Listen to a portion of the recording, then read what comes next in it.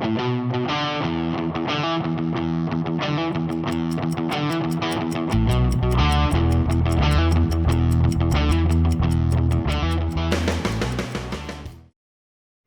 morning, I'm Brenda president of the Monson Rotary Club. The town of Monson will be sponsoring the first annual Food Truck Festival sponsored by the Monson Rotary Club on September 28th from 10 a.m. to 7 p.m. All of the proceeds will be going to Dana-Farber Cancer Institute. Some of the ways we are earning money for the proceeds is from vendor and food truck fees, ad booklets. We have raffle sales at Woodbine, Country Store, and Adams Market. Adams is holding a store roundup, which starts today, August 12th.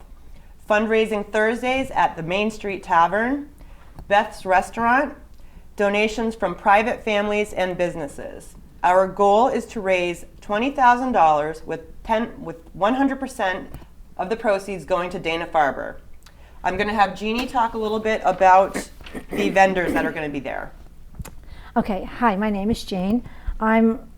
We have a beer and wine garden set up with Exhibit Brewing, the Beer Guy, and Brimfield Winery. Over 20 different food vendors and food trucks will be there, serving all types of food. We have Caribbean, Mediterranean, I have a kids menu planned, then Off the Hook seafood, Tony's Happy Valley pizzas.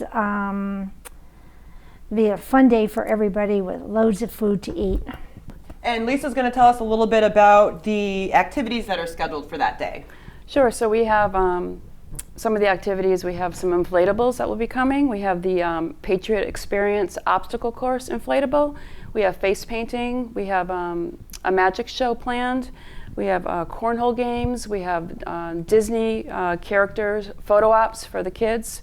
And it should be a great day for kids and families too.